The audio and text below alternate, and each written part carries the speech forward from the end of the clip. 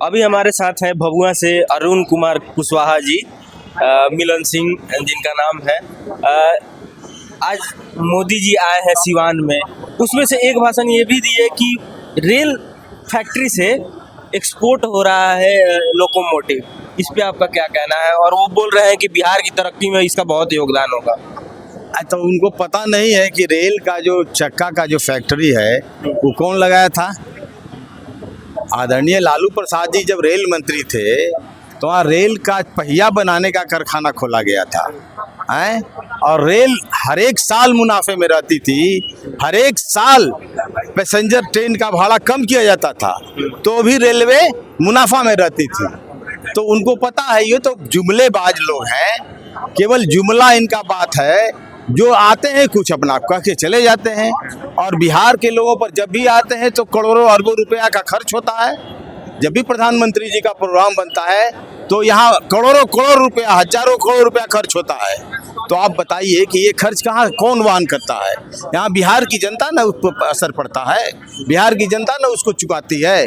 आने से कोई फायदा नहीं। जब आप देखिए ना भाई, 2014 में जब ये चुनाव लड़ रहे थे तो बोले कि हर एक साल 2 करोड़ लोगों को, नौजवानों को काम देंगे, किसानों की आमदनी दुगना करेंगे, हर एक आदमी के खाते में 15 लाख रुपया डालेंगे। तो कभी मिला, कभी हुआ? 11 साल के शासन में आप जोड़ लीजिए 2 करोड़, तो 11 दूना 22 करोड़ लोगों को काम मिलना चाहिए था। एक उस तरह का हुआ नहीं। अभी 45 साल के हिंदुस्तान के 45 वर्षों के इतिहास में इतनी बेरोजगारी कभी नहीं थी। 45 वर्षों के अंतर्गत इतनी बड़ी बेरोजगारी कभी नहीं थी। तो आप देखिए, आंकड़ा बोलता है ना, आपके कहने से थोड़ा कुछ होता है। ना आपने स्पेशल पैकेज दिया, ना आपने स्पेशल राज्य स्टेटस का दर्जा दिया। आप क्या करते हैं? लोगों को रोजगार नहीं देते हैं, महंगाई उसी तरह है, सिलेंडर का भाव वही है। तो आप किस तरह से राहत देना चाहते हैं यहाँ के लोगों को? तो जुमलों की बात तो नहीं होगी। जुमलों से तो अब लोग समझ गए, काठ की हाड़ी बार बार नहीं चढ़ती है। तो इनका अब जुमला चलने वाला नहीं है। यहाँ के लोग, बिहार के लोग समझ चुके हैं।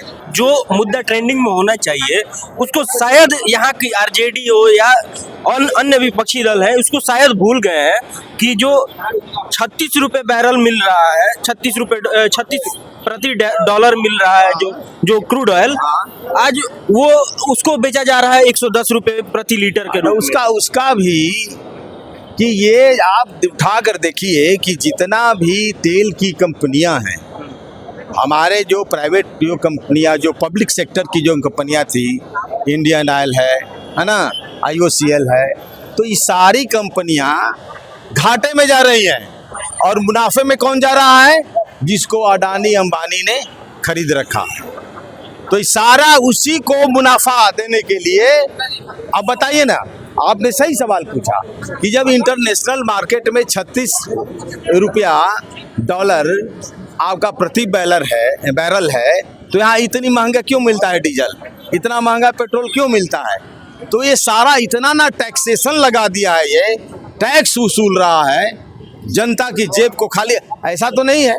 मैं वही पूछ रहा हूँ कि विपक्ष उस मुद्दे को बुला क्यों रहा है? अब हम यही पूछना चाहता हूँ RSS और BJP के लोगों से, उनके समर्थक लोगों से, कि बताओ, अरे हम लोग तो महंगा खरीद ही रहे हैं, तुमको सस्ता मिलता है क्या डीजल पेट्रोल?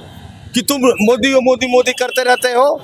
बस एकमात्र एजेंडा है उसका, कम्युनल पोलराइजेशन करना, सांप्रदायिक ध्रुवीकरण करके इस उन्माद को बढ़ा देना और वोट और बहुसंख्यक वोट को अपने पक्ष में ला देना।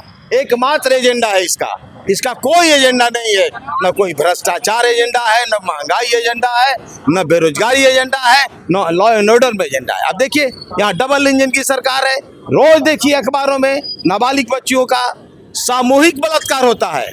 सामूहिक, ऐसा कभी नहीं हुआ था। ऐसा हमने कभी भी बिहार के इतिहास में नहीं देखा है कि रोज। तो सत्ता का एकदम खत्म हो गया, इकबाल खत्म हो गया है, लॉ एंड ऑर्डर है ही नहीं, प्रशासन कुछ है ही नहीं, सारे लोग अपने मन के हो गए हैं। आज तो मोदी जी और नीतीश कुमार भी भाषण में दे रहे हैं कि हमने लॉ ऑर्डर को मेंटेन करके रखा है और ये लोग बस हल्ला हवाबाजी कर रहे हैं। जो मेंटेन के रखा है तो क्यों ऐसी घटनाएं घट रही हैं? अगर मेंटेन्ड रहता तो घटनाएं क्यों घट रही है? ऐसी तो घटना नहीं घटनी चाहिए। इसे साफ जाहिर है कि लॉ एंड ऑर्डर दिन प्रतिदिन बद से बदतर होते जा रहा है। अच्छा, आज प्रधानमंत्री मोदी जी ने 3 करोड़ नए घरों का जो गरीब लोगों को देने का काम किया है। 3 करोड़ लोगों को घर लोगों को देने का काम किया है, तो आपको मालूम है कितना बैकलॉग था ये? हर एक साल मिलना चाहिए था, हर एक साल मिलना चाहिए था। और बिहार में चूंकि चुनाव होने जा रहा है, इसलिए ये लोग खूब प्रचार प्रसार करना चाहते हैं। वो पूरे बैकलॉग को खत्म करके एक बार में देना चाहते हैं। वो भी मिलेगा कि नहीं मिलेगा, इसकी ये भी कोई जुमला ही साबित होगा। ये हम लोगों को पूरे तौर पर नहीं कह सकते हैं कि बिहार के लोगों को उतना घर मिल ही जाएगा।